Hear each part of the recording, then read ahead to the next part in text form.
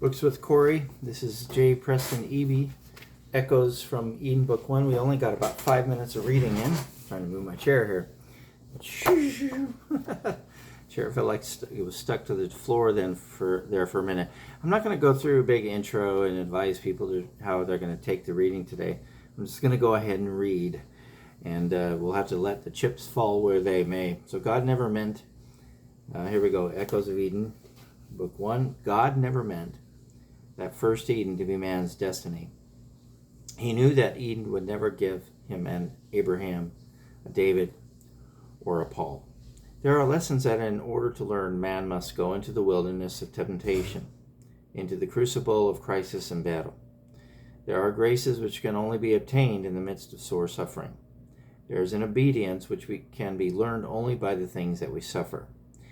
If man had always stayed in Eden, he must have become a human jellyfish, without muscles and fiber, and there would have been no room for those deeds of heroism and faith which have brought out faculties otherwise unknown. Eden could only be a starting point, not a goal.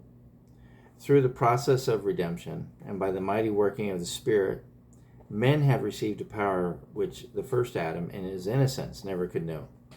If anyone thinks that redemption is nothing but restoration of innocence, as was found in that first paradise, then that's mistaken.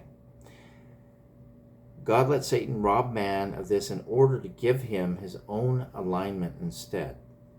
Give his personal aligned state to man instead. And if man was not to exalt himself in the high estate to which he was called, he had first thoroughly to learn the misery and the wretchedness of any course other than the wisdom and righteousness of God.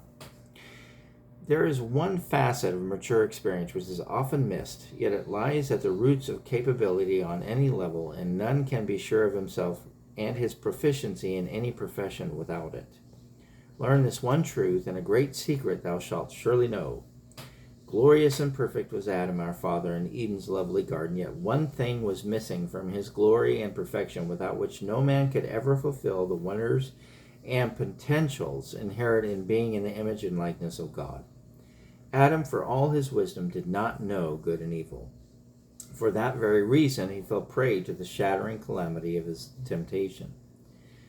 Because he did not know evil, he did not know good either. For nothing in this world is either big or small, beautiful or ugly, hot or cold, black or white, up or down, alive or dead, good or evil, except as it stands in contrast to that which is opposite to it.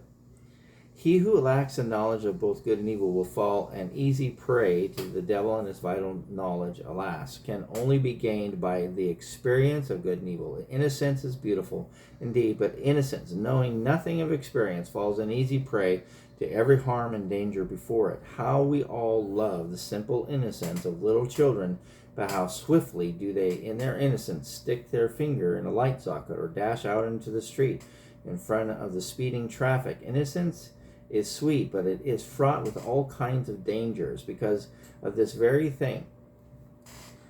Sorry if I'm covering my face there. This very thing. The beloved Paul wrote in wisdom that strong meat belongs to them that are of full age, even those who by reason of use have their senses exercised to discern both good and evil. Hebrews 5:14. Thus, in making man in the image of God, the first great step must be to bring him to the knowledge of both good and evil. For this reason, the Spirit of the Almighty has recorded these significant words, and the Lord God said, Behold, the man has become as one of us, to know how to distinguish between good and evil, and blessing and calamity. Seems like, just a little comment, it's like the devil was actually participating in the plan. Nothing was caught by surprise there. The business world is always looking for people who are proficient. Proficient means highly competent, skilled, expert. No one is born proficient in any field. Proficiency is attained through training and discipline, through experience that comes through trial and error. Proficiency does not come by ignoring that there is a wrong way of doing a thing, still less than denying that there is a wrong way. Proficiency comes by having known the wrong way, having tried it out, having learned and proven once for all that way doesn't work at all. Then the right way can be established as being right, when the wrong way has been proven to be wrong. An electrician electrician, to be proficient, must know that you don't connect the wires together that way, but this is the way it must be done. If he does not discern the good and evil in wiring up a thing, he may be electrocuted. No chemist can be confident in his laboratory until he knows that you don't mix this chemical with the chemical lest you create a poisonous gas or a destructive explosion. You must know the wrong way and have it proved wrong before you're secure and confident in the right. There's no room for innocence here in proficiency. All right, so to be continued. Again, I thought I would continue this since we only spent about 5 minutes reading yesterday, so spent about 5 minutes reading again today, and then tomorrow we'll likely go to start reading again the Trusting the Witness Within by Gary Sigler. So, hope you enjoyed. Well, bye.